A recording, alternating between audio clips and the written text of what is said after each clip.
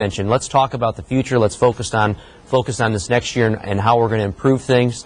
You know, the president has talked about you know, the Republican Party and our inability to work with them on issues. But again, as the caller mentioned, the majority controls everything. The Democrats right now control the White House, they control the House, they control the Senate, and with a huge majority, an 81-seat majority in the House for much of this year, a 60-seat majority in the Senate for much of this year, a supermajority in the Senate, which meant no Republican could filibuster even if they wanted, and yet they still could not create a health care bill that even their own Democratic Party could agree on. So hopefully now that the president seems to be serious about working with us on the other side of the aisle and actually sitting down with us and talking to us, hopefully that bill will become more of a mainstream America bill, so we not only can get Democrats on board but also Republicans as well, and most importantly the American people. I think that's what many people fail to recognize, is the fact that the people that stopped this health care bill from passing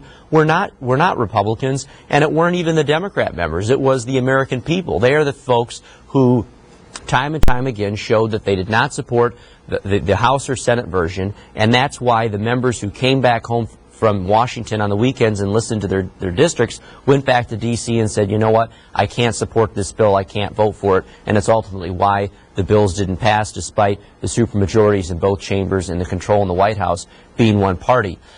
She talked about our benefits, and look, I agree with Dan. Members of Congress should not be getting pay increases in a time when there's economic uncertainty and people are losing their jobs. Certainly we should not be increasing our pay. I don't believe we should be increasing the pay of federal workers and federal spending. And I have voted against much of the out-of-control spending that has been passed in Washington this past year. And I think American taxpayers are equally outraged, not just at the pay increases of members of Congress, but also the increases in spending on the federal government. I mean, you look at federal discretionary spending, and it's grown by double digits at a time when everyone else is pulling back and tightening their own personal financial belt as well. Last call, Neptune, New Jersey. Carl, Republican line.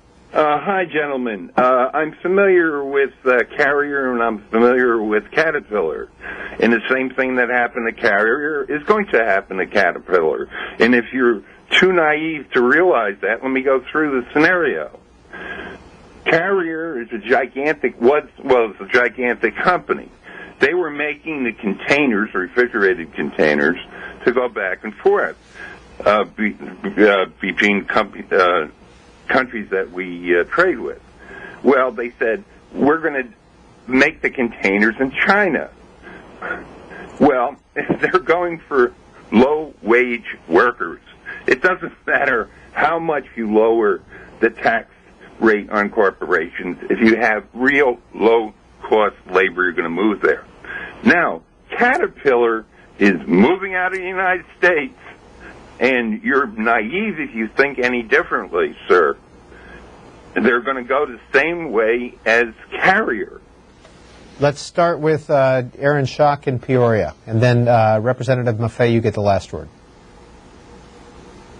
Well, I guess all I can say to the caller is the fact of the matter is they employ tens of thousands of American citizens in our country, tens of thousands of my constituents in the 18th District of Illinois, and if I want my constituents to remain employed, they have to have customers for their products. So there's a big difference between removing tariffs on our goods from the United States being sold to another country and incentivizing them to move their operations to another country. And that's something that Dan talked about earlier that I agree with. We shouldn't be incentivizing a U.S. corporation moving its operations overseas, but we also should work to remove the tariffs and the barriers, the competitive disadvantage that our pieces of equipment have on them right now. For example, Panama is spending hundreds of billions of dollars to expand the Panama Canal. But right now, a Caterpillar tractor that is sold to Panama has a tax on it that its foreign competitor, Komatsu, does not have to pay if it's sold to Colombia. That's just not right. And that puts the worker who builds that tractor in my district at a competitive disadvantage from its foreign competitor's employee in another country. So that is the kind of trade that we're talking about, is making it so that companies, whether it be a manufacturer or whether it be our grains, I talked about the wheat producers here in our country that sell 80% of the wheat to Colombia, they are being put at a competitive disadvantage right now because their wheat is taxed, and that of Canadian wheat farmers is not being taxed now to the country of Colombia. So there are smart trade policies that we can promote so that we don't lose these companies and their subsequent employees who are represented in my district as well as Dan's and others around the country. And I appreciate the caller's perspective, but I just would disagree. Congressman Maffei. Yeah, I mean, I sort of see Aaron's point, but I do think it's a bit naive to expect that just sort of incentives and in developing trade agreements is going to do it. I think sometimes the United States has to get tough. The president did last year with China and tires, got a lot of criticism, both from the international community and the economic community, but it was the right thing to do. If other countries aren't playing fair, and again, China is the biggest culprit, but there are others, then we need to say, fine, that's if you're not going to play by a set of rules, then we're not going to play with you. The problem with simply opening up new trade agreements is it's one-sided. The other thing, though, we have to focus on, and I think that this might be a good last word, is education, because part of the problem is that we're not graduating enough mathematicians and scientists and engineers. We're not enough skilled labor. The fact is, as Americans, as we've done for generations and generations, even if it costs a little bit more here, we're going to produce better products and be more productive.